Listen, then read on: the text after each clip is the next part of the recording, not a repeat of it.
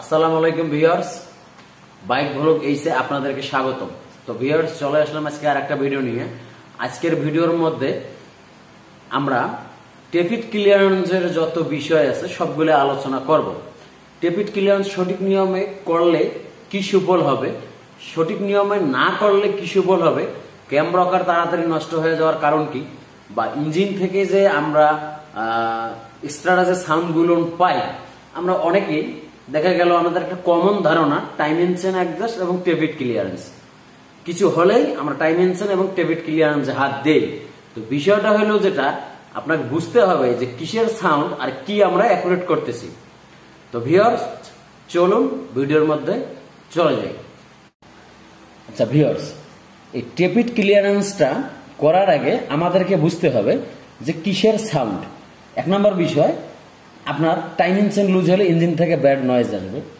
ক্যাম rocker যদি ক্ষয় হয়ে যায় সেক্ষেত্রে আপনার ইঞ্জিনের ব্যাড নয়েজ আসবে। দ্বিতীয় নম্বর বিষয়, যখন আপনার ভাল্বটা কোনো কারণে টাল হয়ে যায়, অনেক সময় টাল হয়ে যায় টেপিট ক্লিয়ারেন্স না করার কারণে, সে বিষয়টা আমরা পরে আসতেছি। এই ভাল্বের এই যে সিটের অংশ এবং গাইডের অংশ যখন আপনার বেশি ক্ষয় হয়ে যাবে, এ কারণে সাউন্ড আসতে পারে। ইঞ্জিনের বেয়ারিং দুর্বল হয়ে গেলে, ইঞ্জিনের যে ক্লাচ বেয়ারিং বলেন, ক্যামশ্যাফট বেয়ারিং বলেন বা মেইন বেয়ারিং বলেন, এই বেয়ারিংগুলো যদি আপনার বাইকটি পুরাতন হয়ে থাকে, যদি আপনার দুর্বল হয়ে যায়, তাহলে কিন্তু নয়েজ খারাপ আসবে বা ইঞ্জিনের সাউন্ড খারাপ হবে। তো আমাদের কমন একটা সমস্যা যে আমরা টেপিট ক্লিয়ারেন্স করবো, টাইম এনচেন টাইট দিব, আমাদের মনে হয় সাউন্ডটা অ্যাকুরেট হবে। আমার এখানে রিকমেন্ড করবো এটা যে ভালো মেকানিক দিয়ে অবশ্যই আপনারা ভালোভাবে বাইকটাকে ওনাকে টেস্ট ড্রাইভে দেন, দিয়ে উনি আসলে আমার যে মেকানিক ভাই দেখবে উনি বুঝুক যে আসলে কিসের সাউন্ড, টাইম এনচেন লুজের সাউন্ড না আপনার ভাল্ব ক্লিয়ারেন্সের জন্য সাউন্ড, বা রিং পিস্টন ক্ষয় হয়ে গেছে এ কারণেও সাউন্ড আসে। তো যাই হোক, বিভিন্ন কারণে সাউন্ড আসতে পারে, এটা আপনাদেরকে এক নম্বর বিষয় মার্ক করতে হবে যে কি কারণে সাউন্ডটা আসতেছে। আচ্ছা, ও অপশনটা আমি বাদ দিয়ে দিলাম।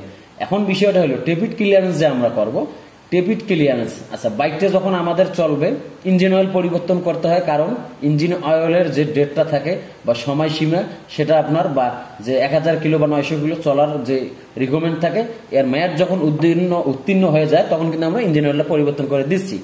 বাট এখন বিষয় হলো ওটার সময়সীমা হলো ধরেন 900 কিলোমিটার। একটা উদাহরণ হিসেবে আমি বলতে পারি, এই ভাল্বটা আপনার চলবে 40,000 কিলোমিটার। এই 40,000 কিলোমিটার পর 40,000 কিলোমিটারের মধ্যে আপনার 4 থেকে 5-6 মধ্যে ভাল্ব ক্লিয়ারেন্স করতে হবে। ভাল্ব ক্লিয়ারেন্সটা হলো আপনার ভাল্বের এই অংশটা যখন ক্ষয় হয়ে যাবে, এটা একটা ক্ষয়। দ্বিতীয় নম্বর কারণ, আপনার হেডে যখন এই সিটের জায়গাটা ক্ষয় হবে তখন ভাল্বটা কিন্তু আপনার উপর দিকে প্রেসার ক্রিয়েট করবে। এই যে এই রকার আর্ম এবং এই ভাল্বের যে অংশটুকু, এটা যখন আপনার রকারটা যখন খেলবে তখন ভাল্বটা কিন্তু দাবাই দিবে। এই যে এখানকার যে গ্যাপটা আছে, এটাকে বলি আমরা টেপিট ক্লিয়ারেন্স। 6000 কিলো চলার পর একটু হলে ক্ষয় হবে। তো ক্ষয় হয়ে গেলে আপনার এখানকার দূরত্ব বা গ্যাপটা কমে যাবে, এজন্য আমরা টেপিট ক্লিয়ারেন্স করি। এখন বিষয়টা হলো যেটা সাউন্ড অন্য, আমরা টেপিট ক্লিয়ারেন্স করলাম বা ইঞ্জিন থেকে সাউন্ড আসতেছে আমি না বুঝি, এখানকার ক্লিয়ারেন্সটা একটু কমে দিলাম। উদাহরণ, এটা হলো এক্সস্ট ভাল্ব অন্য বাইকের, এই এইচএফ ডিলাক্স বাইকের আপনার ইনটেক ভাল্ব হইল 0.8 mm, এক্সস্ট ভাল্ব হইল 9 mm। এখন বিষয়টা হইলো যেটা যখন আপনার বাইকটা 15 থেকে 20-25 কিলোমিটার চলবে, ইঞ্জিন থেকে হালকা একটু ঝিঝি সাউন্ড আসতে পারে, কারণ এই টেপিট ক্লিয়ারেন্সের সাউন্ডটা কিন্তু আসে। প্রতিটা বাইকের ক্ষেত্রে ইঞ্জিন হিট হয়ে গেলে সাউন্ড পরিবর্তন হয়। এখন বিষয়টা হইল যেটা, এখন আপনার বাইকটা যখন ঠান্ডা থাকবে, এখানে আরেকটা কথা বলে নেই, আপনার টেপিট ক্লিয়ারেন্সের নিয়মটা কি জানেন? আপনার ইঞ্জিন অয়েলের যে নিয়মটা, সেম নিয়মটা কিন্তু টেপিট ক্লিয়ারেন্সের ক্ষেত্রে প্রযোজ্য। আপনার বাইকটা যখন ঠান্ডা থাকবে, ঠান্ডা থেকে 2-4-5 কিলো চলার মতো বা 2-4-5 মিনিট চলার মতো হিট একটু থাকবে, ওইটা থাকবে। এ কারণে ধরেন, এখন উদাহরণ, আপনার বাইকটা ঠান্ডা আছে, ইঞ্জিনের অয়েলটা সম্পূর্ণ নিচে চলে গেছে, আপনার ক্যাম রকারের জায়গাটা এখন শুকনো আছে, আমরা ইঞ্জিনটা একটু চালাই নিব, ক্যাম রকারটা তাজা থাকবে বা ভিজে থাকবে, বা এই রকার আমের যেখানে বলটা, এটার বিষয়ে আমি কথা বলবো, এই জায়গাটা একটু ভিজে থাকবে, তাহলে আমাদের টেপিট ক্লিয়ারেন্সটা ভালো হবে। এখন আমরা কি করি, গাড়িটা 15-20 কিলো 50 কিলো রাইড করার পর দেখা গেল ইঞ্জিনের সাউন্ড একটু খারাপ হয়ে আসতেছে, আমরা সরাসরি একটা মেকানিক ভাইকে যে বলি যে ভাই টেবিট ক্লিয়ারেন্স বা টেবিট ক্লিয়ারেন্সটা করে দেন, তখন হবে কি আপনার টেবিট ক্লিয়ারেন্সের যে গ্যাপটা আছে এই গ্যাপটার ফ্রি ফেলে কিন্তু অনেক কমে যাবে, গ্যাপটার ফ্রি ফেলে অনেক কমে যাবে। এখন আমি এই বাইকটা টেবিট ক্লিয়ারেন্স করলাম 0.8 এবং 0.9, যখন গাড়িটা 50 কিলো চলবে এই গ্যাপটা কিন্তু আরেকটু বেড়ে যাবে। বেড়ে যখন যাবে তখন কিন্তু ইঞ্জিনটা হিট আছে, আমার কথাটা বুঝে নেবেন। ইঞ্জিন হিট অবস্থায় যদি সে উদাহরণ এখানে এখন আমার 12 mm আছে, 0.12 mm আছে, এখানে থাকা দরকার কত 8 mm উদাহরণস্বরূপ, বা 8 mm থাকা দরকার 10 mm আছে।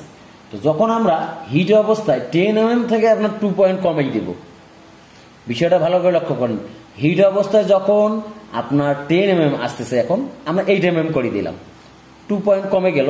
বাট আপনার গাড়িটা যখন ঠান্ডা হয়ে যাবে তখন তো ওখান থেকে 2 মাইনাস হয়ে যায় আপনার 6 mm এ পরিণত হয়ে যাবে। বা যখন 10 mm দিচ্ছেন আপনার হিটের ক্ষেত্রে, হিট ইঞ্জিন চলা অবস্থায়, তো যখন গাড়িটা ঠান্ডা হবে তখন কিন্তু ক্লিয়ারেন্সটা আরো কমে যাবে। এক্ষেত্রে আপনার ভালভের পারফরমেন্স খারাপ হয়ে যাবে, এখানে আবরণ বা ময়লা ধরে থাকবে, ভালভ মিস করতে পারে, ভালভ টাল হয়ে যেতে পারে, ইঞ্জিন থেকে tick tick tick tick sound আসতে পারে। এই টিক টিক টিক সাউন্ড দুইটা কারণে হয়। একটা আপনার ভালভ যখন এখানে ক্ষয় হয়ে যাবে বা কোনো কারণে ওভারহিটের কারণে যখন এটা চলবে, কারণ আপনারা নর্মালি জানেন একটা জিনিস যখন আগুনের মধ্যে থাকে তখন টেম্পার কিন্তু ঠিক থাকে না। কারণ এই ভালভটা ধরেন সে উদাহরণ 50% টেম্পার দেওয়া আছে। এখন আপনারা কি মনে করেন যে ইঞ্জিন হিট হওয়ার পরে এই 50% কাজ করবে? অবশ্যই না, একটু হলেও কম কাজ করবে। তো টেবিট ক্লিয়ারেন্স যদি আপনার ঠিকভাবে না থাকে, ভালভটা কোনো সময় যদি চুল পরিমাণও আপনার টাল হয়ে যায়, তাহলে ইঞ্জিন থেকে এখানে tick tick tick tick sound আসবে। দ্বিতীয় কারণ হইল ম্যাক্সিমাম বাইকে, নতুন বাইকের ক্ষেত্রে যখন গাড়ি আমরা স্টার্ট অফ করে দিয়ে রাখি, সাইলেন্সারের কনভার্টারগুলো থেকে কিন্তু একটা টিক টিক সাউন্ড করে, ও সাউন্ডটা কিন্তু আলাদা। বাট ইঞ্জিনের এখান থেকে যখন স্টার্ট দিয়ে tick tick tick tick sound আসবে, এই ভুলের কারণে কিন্তু সাউন্ডগুলো আসে ঠিকভাবে টেবিট ক্লিয়ারেন্স না করার কারণে। এখন এটা একটা পার্ট আমরা বুঝলাম। দ্বিতীয় নম্বর অপশন, এই যে রকার আমের এই অংশে কিন্তু বেয়ারিং সেট করা আছে। নর্মাল একটা জিনিস বুঝেন যে এই বেয়ারিংটা আপনার ফ্রি ঘুরতেছে, এটা যদি আপনার জাম ঘরে, এই বেয়ারিংটা যদি জাম ঘরে, তাহলে এই বেয়ারিংটা কতদিন টেকসই হবে? পয়েন্ট, কতদিন টেকসই হবে? সেম একই রূপে এই যে রকার আমের যে বলটা আছে, এখানে যে বলটা ফ্রি ঘুরবে, এটারও তো একটু ফ্রি বলে থাকতে হবে, কারণ বেয়ারিং এরও তো একটু ফ্রি বলে থাকে আপনার ইঞ্জিন বা বেয়ারিংটা সুন্দরভাবে ঘূর্ণায়নের ক্ষেত্রে। এখন বিষয়টা হলো কোম্পানি রিকমেন্ড করে যে ধরেন এটাই দিয়ে আমি বলি inlet intake valve 0.8 mm, exhaust valve হলো 0.9 mm। এখানে শুধু কি ভালভের ক্ষেত্রেই এই এমএমটা প্রযোজ্য না, আপনার ক্যাম রকারের ক্ষেত্রেও এই যে ঘূর্ণায়নের যে একটু ফ্রি বলে রাখতে হবে, এটার জন্য কিন্তু এমএমটা প্রযোজ্য হয়। এটা অবশ্যই মাথায় রাখতে হবে। এই জিনিসটা যখন আমরা ফ্রি বেলাটা অফ করে দিব, তখন এক নম্বর বিষয় এখানে দাগ হয়ে যাবে। এর ভিতরে যে নিডল বল বলেন, রিলিজ বেয়ারিং বলে, যে যেভাবে চিনে, জাস্ট উদাহরণ হিসেবে যে যেখানে দেখুন ছোট্ট ছোট্ট পিনগুলো বা বেয়ারিং এর বল বলতে পারেন, এই বলগুলো যখন জাম থাকবে এই জিনিসটা কিন্তু নষ্ট হয়ে যাবে।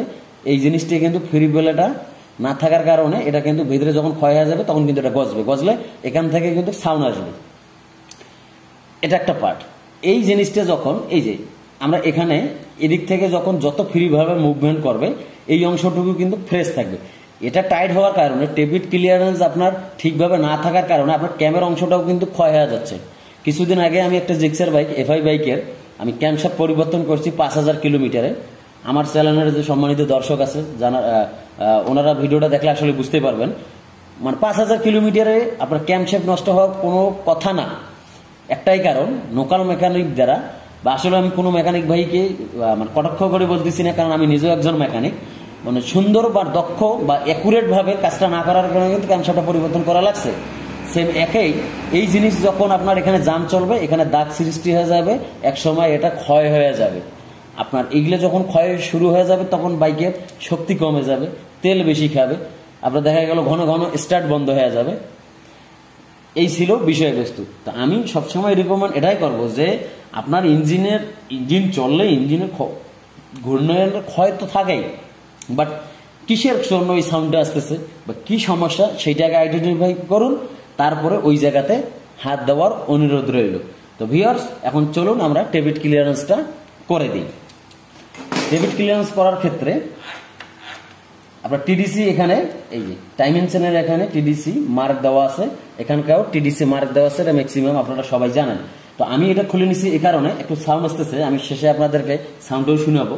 জাস্ট আমি চেক করলাম যে ডাইমেনশনের লুজ আছে কিনা, ডাইমেনশনটা লুজ আছে কিনা, বা ডাইমেনশনটা ঠিকভাবে স্প্রিং বা কম্প্রেশনটা কাজ করতেছে কিনা, শক্তিটা, এটা চেক করলাম। তো এটা ঠিক আছে। এখন আমরা টেবিট ক্লিয়ারেন্সটা করবো। এই যে ভিউয়ার্স, আমি আপনাদেরকে প্র্যাকটিক্যালি দেখাবো। আপনারা মনে করতে পারেন যে ছোট ভাই কি আসলে বলে না বলে। এই যে আমার গাড়িটা চলছে কত কিলোমিটার আমি আপনাদেরকে দেখাই।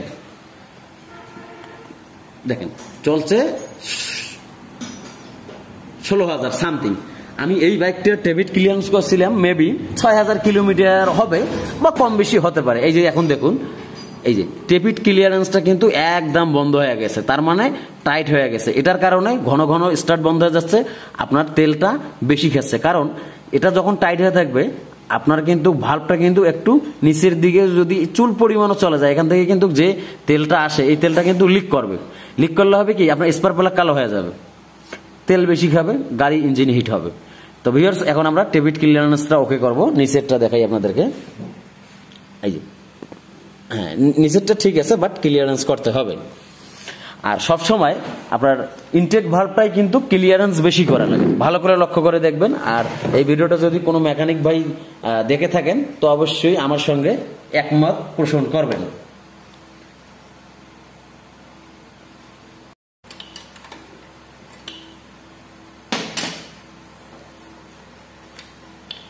আমি আবারও বলতেছি, আপনার বাইক ঠান্ডা অবস্থায় সাউন্ড কিরকম থাকে, হিট অবস্থায় কিরকম থাকে, এই জিনিসটাকে ভালোভাবে লক্ষ্য করবেন। যদি আপনার গাড়ি ঠান্ডা অবস্থায় বা 2-4-5 কিলো চলার পরেও যদি ইঞ্জিনের নয়েজ খারাপ থাকে, সেক্ষেত্রে আপনারা চেক করবেন। কিন্তু দেখা গেল 15-20 কিলো বা 50 কিলো চলার পর যদি ইঞ্জিনের সাউন্ডটা খারাপ হয়ে যায়, তো এটা হতেই পারে। কারণ ইঞ্জিন যখন ওভারহিট হবে, ইঞ্জিনের নয়েজটা কিন্তু একটু মোটা বা খারাপের দিকে চলে আসে। যখন ইঞ্জিন ঠান্ডা হয়ে যাবে তখন কিন্তু সাউন্ডটা মিষ্টি হয়ে যায়। তো 5 কিলো চলার মধ্যে বা ঠান্ডা অবস্থায় যদি ইঞ্জিনের সাউন্ড ভালো থাকে, তাহলে আমি মনে করি যে এই বিষয়টা নিয়ে মাথা না ঘামানোই ভালো। এখন দেখা গেল আমি একজন মেকানিক, আমি ডেবিট ক্লিয়ারেন্স সঠিক নিয়মে করে দিলাম, বাট আপনি এসে বললেন যে ভাই আমার সাউন্ডটা তো ভালো লাগলো না বা ভালো হলো না, সেক্ষেত্রে আমার কি করতে হবে, ডেবিট ক্লিয়ারেন্সটা একটু কমাই দিতে হবে। তাহলে আপনার পারফরমেন্স কম পাবেন, উপস্থিতি আপনারা সাউন্ডটাও ভালো পাচ্ছেন। কিন্তু সঠিক নিয়মে সঠিক জায়গায় যদি আপনার কাজটা করা যায়, তাহলে ওই সমস্যাটা থাকবে না।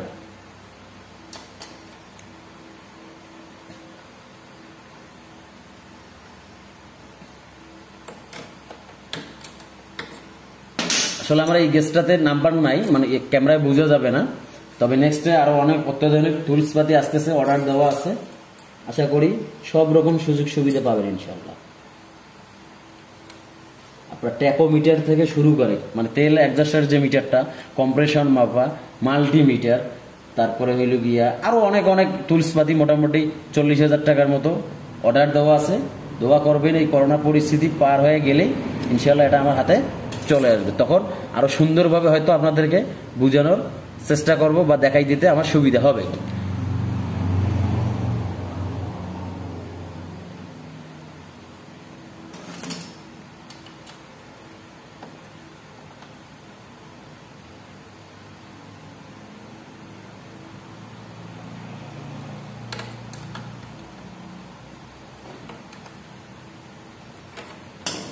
ডেবিট ক্লিয়ারেন্স হয়ে গেছে। এখন আমরা বাইকটা সেট করে গাড়িটা স্টার্ট দিয়ে দিব। স্টার্ট দিব, এখন আপনারা সাউন্ডটা শুনবেন। তো ভিউয়ার্স, আপনারা নিজেই দেখুন, বাইকটা চলছে আমার 17,000 কিলোমিটার। বাইকের সঠিকভাবে কাজ করলে সাউন্ডটা দেখুন একদম নতুনের মতো 100% মিষ্টি আছে। তো ভিউয়ার্স, আশা করি বুঝতেই পারছেন। আমার ভিডিওটা যদি ভালো লাগে অবশ্যই কমেন্টস করে জানাবেন, লাইক, শেয়ার এবং আমার চ্যানেলে নতুন দর্শক হলে সাবস্ক্রাইব করতে ভুলবেন না। সবাই ভালো থাকবেন। আল্লাহ হাফেজ।